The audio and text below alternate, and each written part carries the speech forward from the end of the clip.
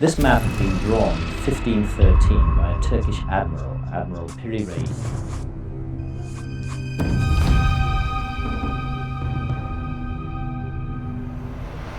We're talking about maps that were drawn roughly between the 1300s and the 1700s, called Piri Reis in the year 1513. For over 400 years, it was forgotten, rolled in silence inside an Ottoman palace. The strange thing about this map is it shows features of the Earth that nobody in 1513 should have been able to know. When it finally resurfaced, historians thought it was little more than a curiosity. But when modern AI was unleashed on the Piri Reis map, it uncovered something haunting, the ghost of another map hiding within it, one believed to have vanished with Columbus himself.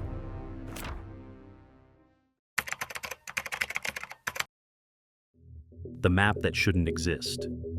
It was 1929 when a German theologian, Gustav Deismann, stumbled across a piece of gazelle skin in a dusty archive of Istanbul's Topkapi Palace. Rolled among documents marked for disposal, the artifact bore strange coastal outlines and compass roses. At first glance, it looked like another decorative relic from the age of exploration. But scholars quickly realized they were looking at something far more complex. A fragment of a world map dated 1513, attributed to an Ottoman admiral named Piri Reis. Only 1/3 of the map survives, showing the western coast of Africa, parts of Europe, the Atlantic, and, most surprisingly, an astonishingly detailed rendering of South America and the Caribbean. This would already be remarkable for the early 1500s, but it's what Piri Reis wrote in the margins that made historians lean in closer. Unlike his contemporaries, who fiercely guarded their sources, Piri listed his. Among them were Greek, Arabic, and Portuguese charts, and a startling mention of a lost map drawn by Christopher Columbus. At the time, many dismissed it as a boast or fabrication. But the survival of this fragment, combined with the map's technical complexity, suggested something else. This wasn't a forgery or fantasy. It was a cartographic time capsule that should never have survived history's fires, and yet it had. A ghost in the margins. Most early 16th century cartographers treated their sources like state secrets.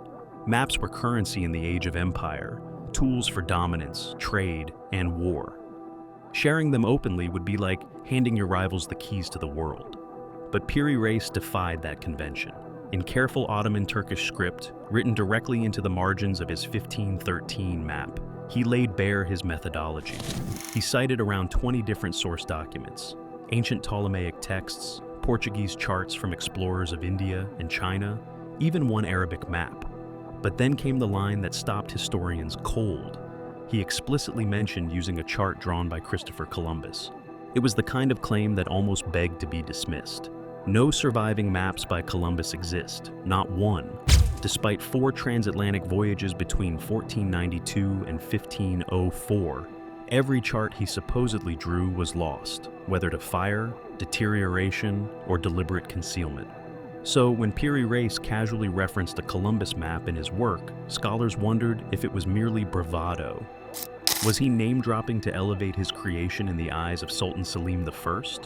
Or was he telling the truth? A clue emerges from the sea. Piri Reis didn't just sail, he fought. As a privateer under his uncle Kamal Reis, he captured enemy ships and prisoners. One such prisoner, a Spanish sailor taken during a naval skirmish, had reportedly sailed with Columbus. According to Piri's own notes, that man held first-hand information, possibly even a surviving copy of Columbus's original chart. In that moment, empire met espionage. Through the blood-stained corridors of Mediterranean conflict, fragments of lost European knowledge quietly slipped into Ottoman hands. The Piri Reis map, then, wasn't just a cartographic mosaic. It was a recovered intelligence file, stitched from the spoils of war. Algorithms versus ancient ink. For centuries, the Piri Reis map was treated as a cartographic anomaly. Striking, yes, but unverifiable. That changed when researchers began feeding high-resolution scans of the map into geospatial algorithms designed to detect distortion, orientation bias, and projection techniques. Using georectification, they aligned the 1513 chart with modern satellite data, allowing the AII to calculate how accurately the ancient outlines matched today's coastlines. What the software found wasn't random. Each section of the map exhibited distinct distortion patterns, as if they had been drawn at different times, by different hands, using different projection rules. It was a patchwork, confirming what Piri Reis had claimed all along. His map was a synthesis of multiple sources, but that was just the beginning. Next came pattern recognition.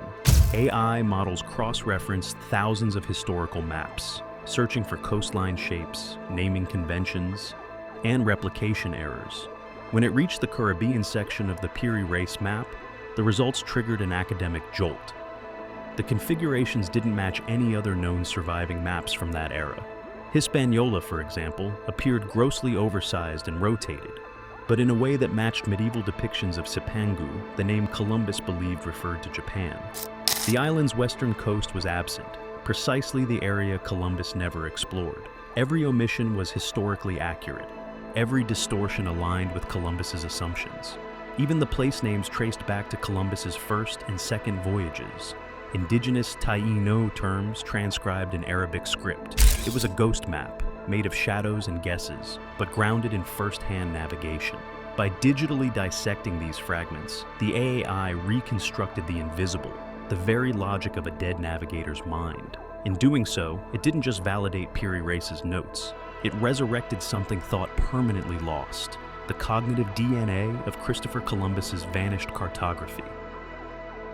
The smuggled map that confirms the theory. A decade before Piri Reis completed his legendary map, a different cartographic drama unfolded in secret. In 1502, a Portuguese agent named Alberto Cantino smuggled a world map, now known as the Cantino Planisphere, out of Lisbon and into the hands of Italian patrons. Commissioned for espionage, the map captured newly discovered coastlines in Brazil with stunning detail. It was based on privileged Portuguese navigation data gathered during expeditions by Pedro Álvares Cabral and Amerigo Vespucci. At first glance, the Cantino Planisphere and the Piri Reis map seem worlds apart, born of rival empires, different languages, different styles. But when AI researchers overlaid the two, something remarkable emerged. The same distortion patterns appeared in the South American coastlines. Both maps exaggerated certain curves, omitted the same inlets, and mirrored inconsistencies in landmass angles that weren't corrected until much later. It was as if two cartographers, working continents apart, had traced their outlines from the same fading stencil. This overlap is no coincidence. It suggests that navigational data was leaking across imperial boundaries through a shadow network of captured sailors, stolen charts, and clandestine trades. Piri Reis had access not only to scraps of a Columbus map, but possibly to the same Portuguese source material that informed Cantino's smuggled chart. What was once seen as an isolated Ottoman artifact now reveals its ties to a much wider web, a clandestine cartographic exchange that defied political borders and stitched together the known world one stolen line at a time. Myths, misreads, and the Antarctic illusion. For decades, the Piri Reis map found itself entangled in sensational theories.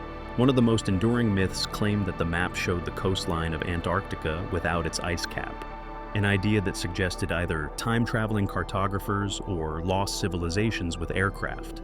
It all began in 1965, when Professor Charles Hapgood proposed that the southern landmass on the map depicted a pre-glacial Antarctica. The theory was seductive and echoed through the works of authors like Eric von Däniken and Graham Hancock, who spun elaborate narratives of ancient astronauts and hidden knowledge. But there's a simple critical flaw.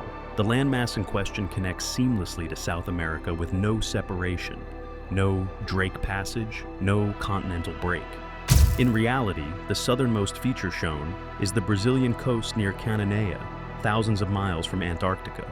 Even Piri Reis himself described the region as warm and filled with snakes, not exactly polar descriptors. The landmass wasn't Antarctica, it was Terra Australis Incognita, a speculative southern continent believed to balance Earth's land masses, commonly included in maps from the 15th to 18th centuries. Yet this misinterpretation nearly drowned the true breakthrough in noise. While conspiracy theories captured headlines, The forensic accuracy of the Caribbean coastlines, the link to Columbus, and the layered cartographic traditions remained largely ignored. It took machine learning, not myth-making, to untangle the truth. In chasing a lost civilization beneath the ice, many missed the far more astonishing reality. This map was a cipher, one written not by aliens, but by empire. What the map really proves. When stripped of myths and illuminated by modern tools, the Piri Reis map reveals something more profound than speculation. It offers a rare, tangible glimpse into how knowledge once moved across oceans, empires, and languages. This wasn't merely an artistic rendering of coastlines. It was a synthesis of ancient Greek geometry, Arab navigational theory, Portuguese exploration data, and possibly even the direct observations of Columbus himself. The map proves that the early 1500s were not an age of isolated discovery, but of fierce information warfare. Cartographers weren't just illustrators, they were intelligence analysts, compiling stolen documents, prisoner accounts, and battlefield finds into visual code. And Piri Reis, a naval commander turned cartographer, used his military experience to build what may be the most geopolitically layered map of its era. Most remarkably, the map reminds us that technology doesn't erase the past, it can resurrect it. With AI, we are now able to detect the invisible scaffolding of lost knowledge. Scale mismatches, name sequences, stroke patterns, and omissions that no human eye could correlate across centuries. Piri Reis couldn't have imagined machine learning, but the detail he preserved, faithfully and obsessively, allowed AI to reconstruct what history had erased. In that partnership, something long dead breathed again. A forgotten map, a vanished chart, and an algorithm that brought the past roaring back. If you're fascinated by history that rewrites itself through code and conflict, subscribe for more. Drop your theory in the comments. What other secrets might still be hiding in plain sight?